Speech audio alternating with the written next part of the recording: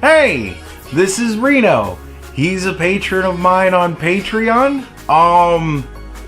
He's earned this, so here it is. He doesn't really have like a YouTube channel, like he's not a creator. He doesn't do his own material or anything, but he has a bunch of kick-ass music liked on his channel, and some of it you're hearing in the background right now. I'm not. It's weird. That's kind of weird. Can't wait to edit this. But anyways, yeah, so I guess support people he supports because he supports cool people. There you go. Hello! It's Andy again from the Egocast channel. A buddy of mine asked me if I was going to do anything on the president's farewell speech. And I thought about it and watched some, highlight things, and I wound up watching the whole speech, and I thought there were good parts and bad parts in it. I thought there was a lot of rhetoric bullshit. That's politics, I thought there was a lot of that kind of stuff. And I thought there was a lot of really cool, inspiring things. And I wondered to myself, in a 50-minute speech, if I were to take out all the bullshit and rhetoric and leave only the, inspiring cool stuff, how much time would be left? So I did that, and I watched it, and I was gonna make comments through it and stuff like that, but honestly, listening to it, it was so cool to listen to. Say what you want to about Obama's politics. I didn't agree with all of his politics. Some of it I didn't like. Some of it I did. But the man seems like a cool man. You know what I mean? I can separate the politics. I have friends that I love hanging out with, but I cannot talk politics with them because it just de-evolves into a shouting match and it winds up ruining the whole night. And I refuse to do it. We've made that kind of unconscious pact with each other, right? So I kind of looked at it through those glasses and listened to what he said in a non-biased, just listening to the man deliver, because the man can deliver a speech. He's got that. He's kind of like Michael Keaton was in Batman. He made a really good Bruce Wayne, wasn't really a fantastic Batman as far as Batmans go. Obama's the same way. Makes a really cool, president when he's giving speeches and shit, and not so much behind the scenes. So I kind of looked at it like that, and I provided for you as the following. Listen to it, think of it in the same light that I am, remove the politics from the man and just listen to the man speak and soak in what he says. I've gotten it down to, I think, the really cool things, the inspiring things, the messages that resonated with me that I thought were awesome. Here we go. The great gift that our founders gave to us. The freedom to chase our individual dreams through our sweat and toil and imagination, and the imperative to strive together as well to achieve a common good, a greater good. For 240 years, our nation's call to citizenship has given work and purpose to each new generation. It's what led patriots to choose republic over tyranny, pioneers to trek west, slaves to brave that makeshift railroad to freedom. It's what pulled immigrants and refugees across oceans and the Rio Grande. It's what pushed women to reach for the ballot. It's what powered workers to organize. It's why GIs gave their lives at Omaha Beach and Iwo Jima, Iraq, and Afghanistan. And why men and women from Selma to Stonewall were prepared to give theirs as well. That's what we mean when we say America's exceptional.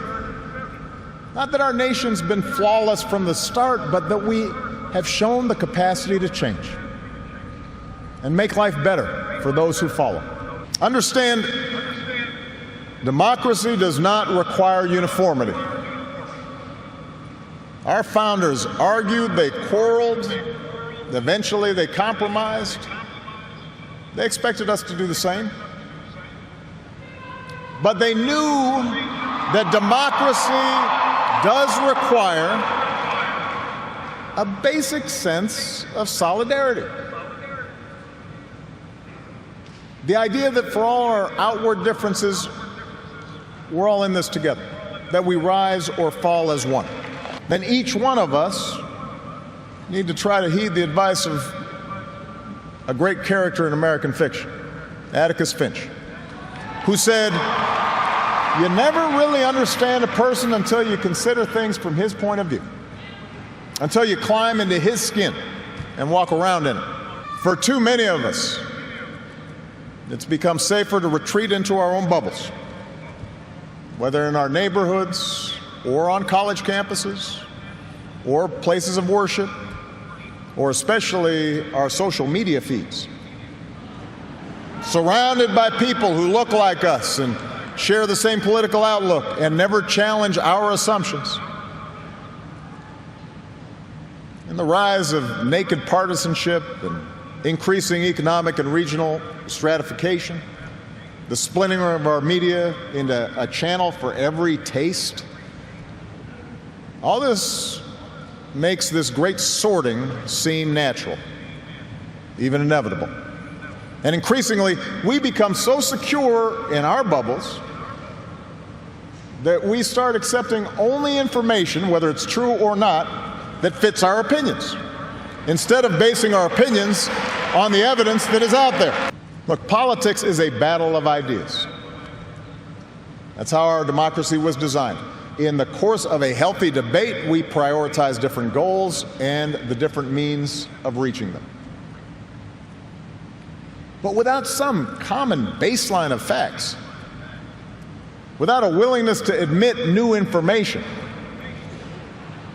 and concede that your opponent might be making a fair point and that science and reason matter, then we're going to keep talking past each other and we'll make common ground and compromise impossible.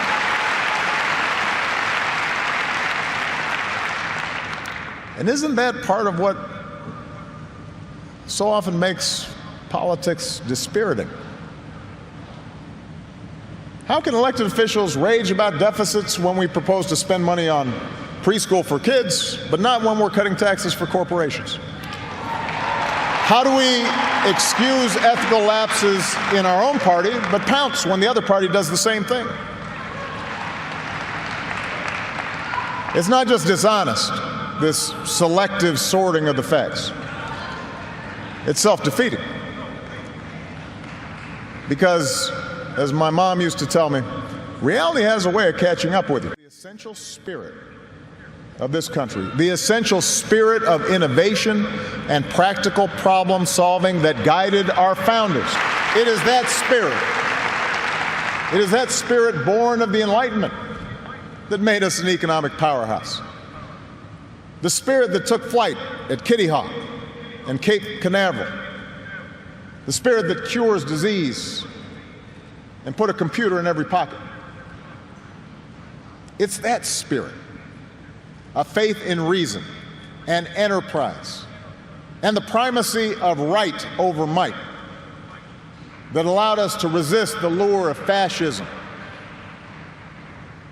and tyranny during the Great Depression, that allowed us to build a post-World War II order with other democracies, an order based not just on military power or national affiliations, but built on principles: the rule of law, human rights, freedom of religion and speech and assembly, and an independent press. And to all who serve or have served, it has been the honor of my lifetime to be your commander-in-chief. And we all owe you a deep debt of gratitude. On each of us accepting the responsibility of citizenship, regardless of which way the pendulum of power happens to be swinging, Our Constitution is a remarkable, beautiful gift. But it's really just a piece of parchment. It has no power on its own. We, the people, give it power. We, the people, give it meaning with our participation and with the choices that we make and the alliances that we forge. Whether or not we stand up for our freedoms, whether or not we respect and enforce the rule of law, that's up to us.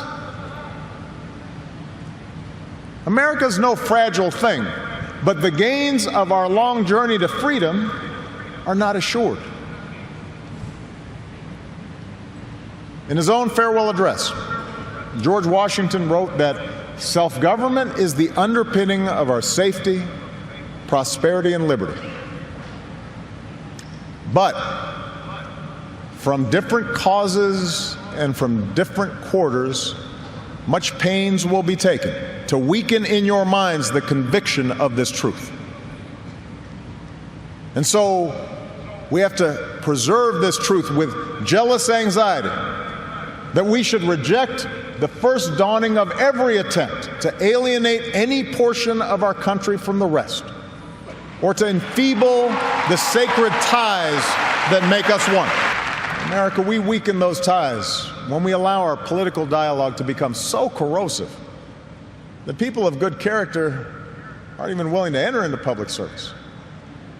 So coarse with rancor that Americans with whom we disagree are seen not just as misguided, but as malevolent. We weaken those ties when we define some of us as more American than others, when we write off the whole system as inevitably corrupt, and when we sit back and blame the leaders we elect without examining our own role in electing them. It falls to each of us to be those anxious, jealous guardians of our democracy, to embrace the joyous task we've been given, to continually try to improve this great nation of ours. Because for all our outward differences, we in fact all share the same proud title, the most important office in a democracy: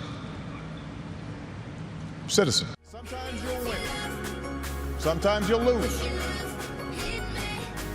Presuming a reservoir of goodness in other people, that can be a risk. And there will be times when the process will disappoint you. But for those of us fortunate enough to have been part of this work and to see it up close, let me tell you, it can energize and inspire. And more often than not, your faith in America and in Americans will be confirmed.